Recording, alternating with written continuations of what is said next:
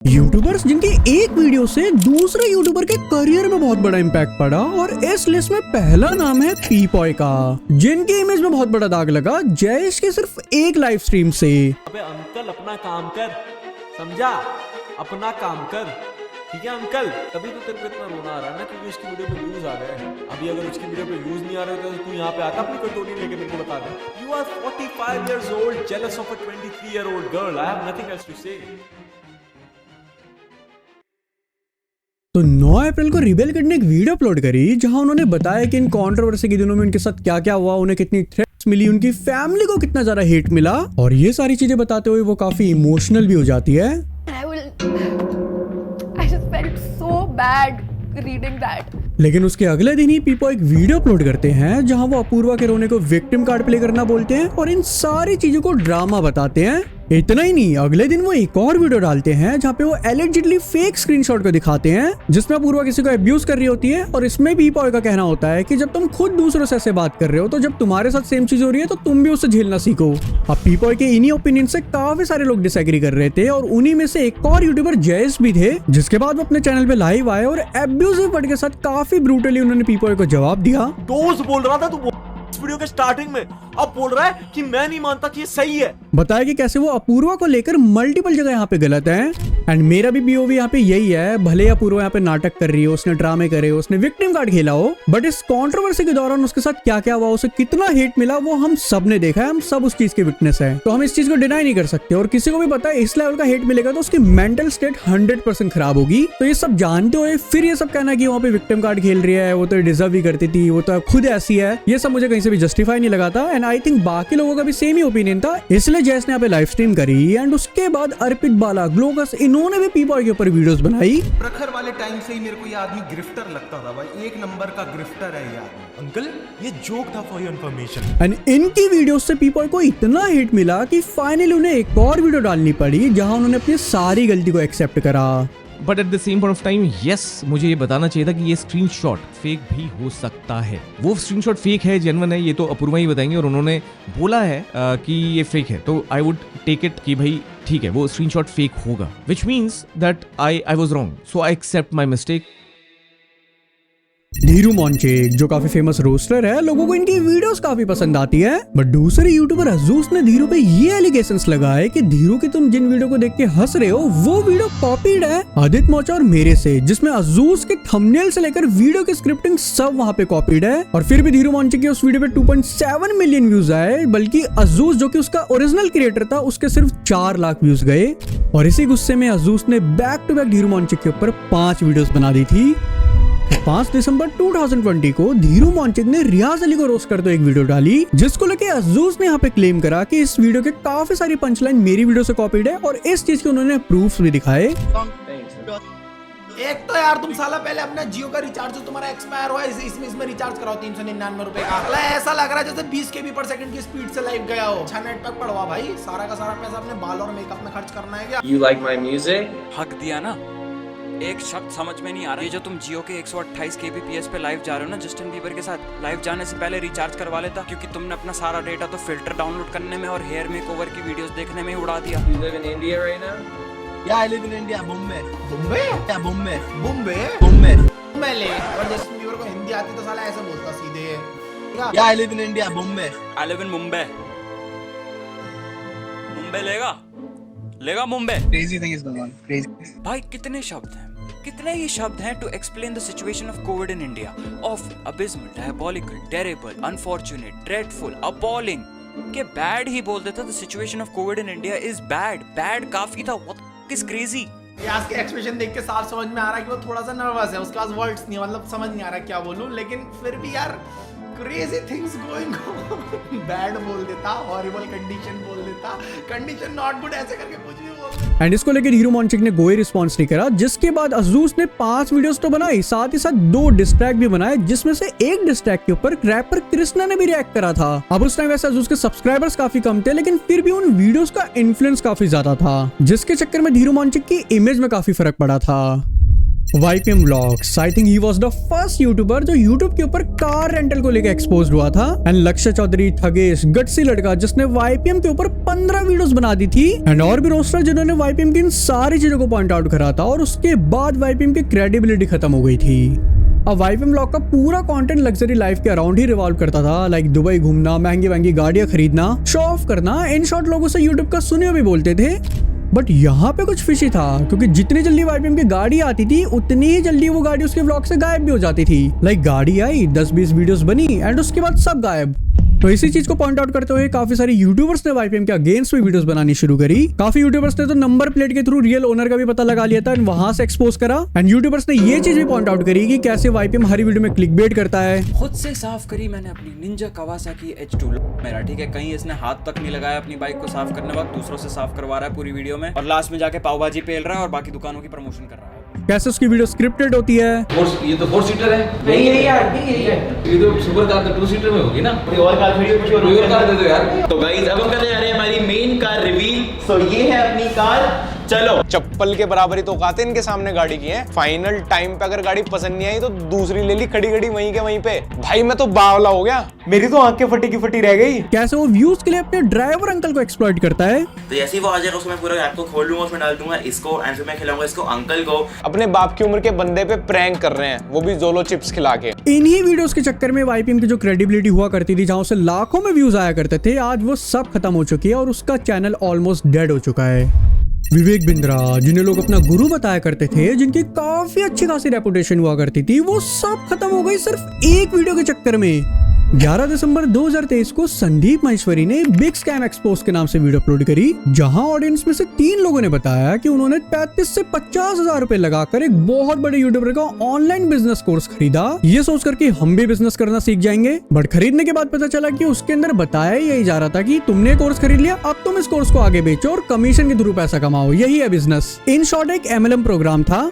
अब यहाँ पे किसी का नाम नहीं लिया गया था, लेकिन फिर भी लोगों ने गेस कर लिया था कि यहाँ पे विवेक बिंद्रा की बात हो रही है। एंड कुछ दिनों बाद संदीप माहेश्वरी के कम्युनिटी टैब से कंफर्म भी हो जाते हैं कि विवेक बिंद्रा की ही बात हो रही थी, क्योंकि संदीप माहेश्वरी ने बताया था कि उन्हें विवेक बिंद्रा की तरफ से लीगल धमकियां आ रही है वीडियो हटाने के लिए।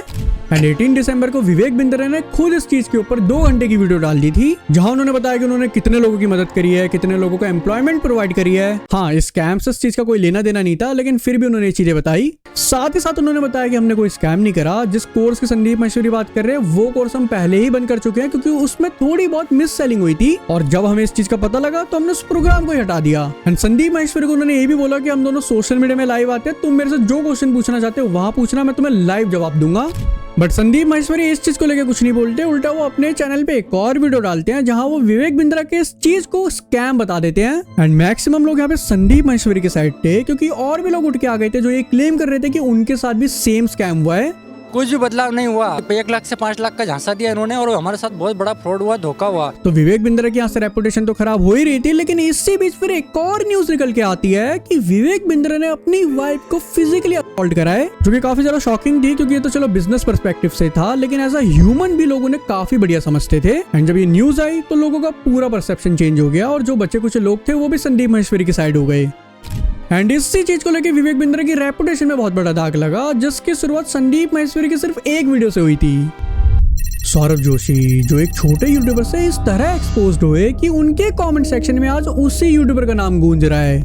तो यूट्यूबर कॉन्शियस ने सौरभ जोशी को एक्सपोज करते हुए टोटल 4 वीडियोस डाली, जहां उन्होंने बताया कि कैसे सौरभ जोशी अपने फैंस के साथ बुरा बिहेव करता है। मनोज डे ने जब अपने थंबनेल में घमंडी पीयूष लिखा था तो सौरभ जोशी ने मनोज डे को ब्लॉक कर दिया था, लेकिन जब सेम चीज मिस्टर इंडियन हैकर ने करी तो वहां कुछ नहीं करा, क्योंकि मनोज डे के कंपैरिजन में मिस्टर इंडियन हैकर एक बड़ा यूट्यूबर है। कैसे उनके व्लॉग स्क्रिप्टेड होते हैं, उनके व्लॉग्स प्री रिकॉर्डेड होते हैं, जो रिकॉर्ड पहले हो जाते हैं लेकिन आते 20 दिन बाद है। और सबसे मेन, सौरभ जोशी की मदर ने क्लेम करा था कि उनके घर में कभी भी नॉनवेज वगैरह नहीं आया। मेरे को पता नहीं है क्या, ये आ ही नहीं सकता हमारे घर में कभी, मतलब ही नहीं दे रहा, ये आएगा ये खाओगे। लेकिन फिर भी उनके घर में एग और नॉनवेज नूडल्स आते हुए स्पॉट हुए हैं।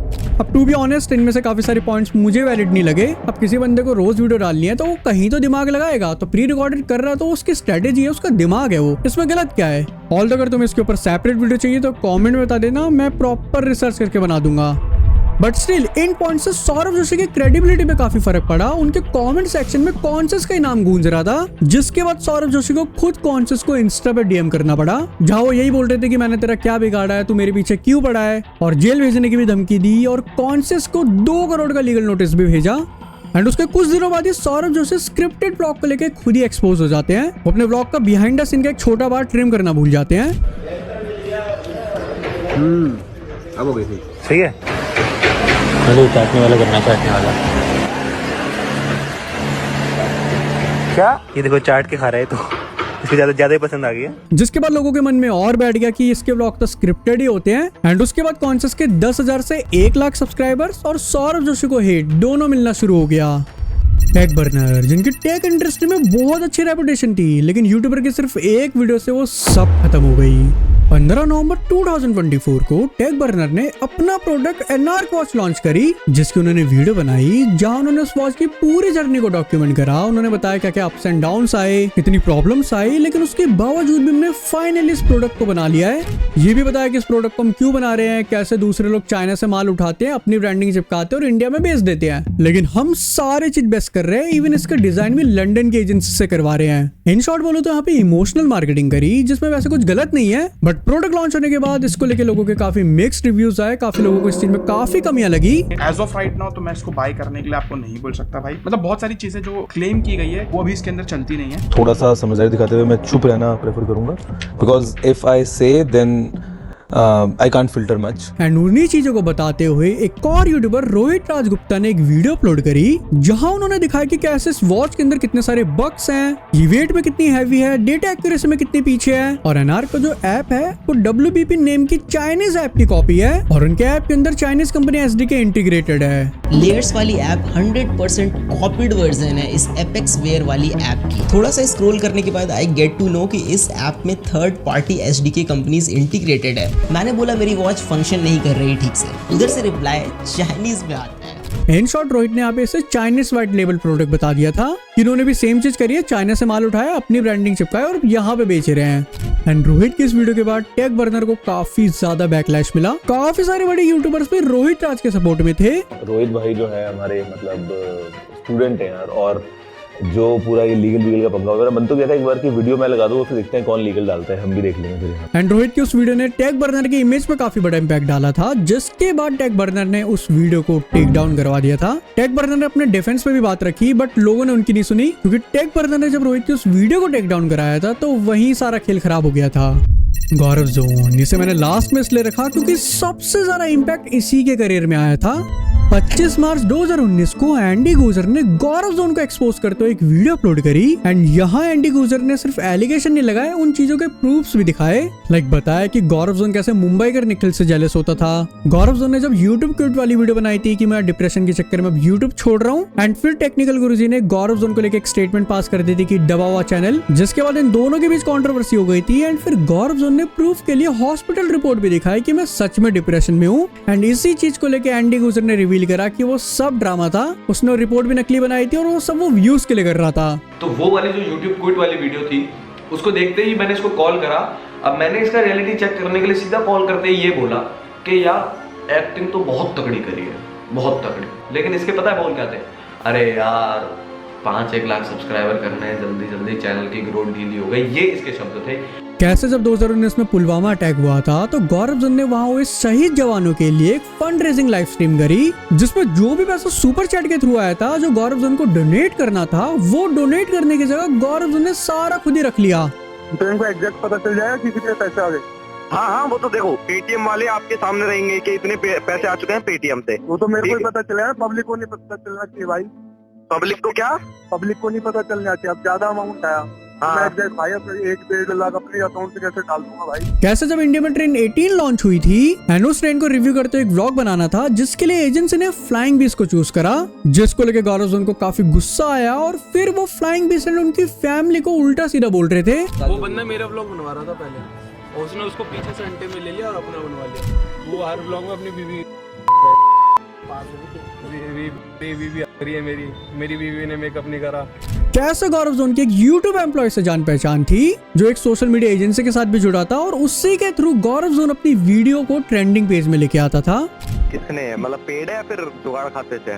जुगाड़ खाते का अलग मामला है भाई, पेड़ क्या नंबर 1 पे आएगी। अब देखिए शामिर बताना की भी आ जाए वो भी सेकंड पे आएगी। अच्छा मेरा भाई गंदी गेम खेल रहा है देख। तो इन सारी चीजों को बताते हुए एंडी गुजर ने गौरव जोन को एक्सपोज करा, जिसको लेकर उन्होंने 3 वीडियोस बनाई थी एंड हर वीडियो मिलियन में जा रही थी क्योंकि उस टाइम गौरव जोन काफी रेवेलेंट थे, काफी सही उनके चैनल में व्यूज आते थे। तो जब लोगों को इस चीज के बारे में पता चला तो उनकी इमेज में बहुत बड़ा दाग लगा, स्पेशली तब जब उन्हें पता चला कि पुलवामा अटैक में जो शहीद जवानों के लिए पैसे डोनेट करने थे वो भी गौरव जोन ने खा लिए।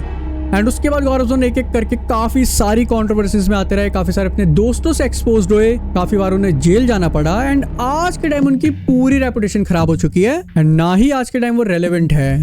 एंड आई थिंक इंडिया में कोई ऐसा यूट्यूबर नहीं होगा जिसकी गौरव जोन से ज्यादा कंट्रोवर्सी हुई होगी। अगर कोई ऐसा है तो एक बार कमेंट में जरूर बताना, साथ ही साथ ये भी बताना कि और कौन से यूट्यूबर्स छूट गए जो मैं इस वीडियो में इंक्लूड कर सकता था। और जब कमेंट करने जा ही रहे हो तो यार चैनल भी सब्सक्राइब कर देना।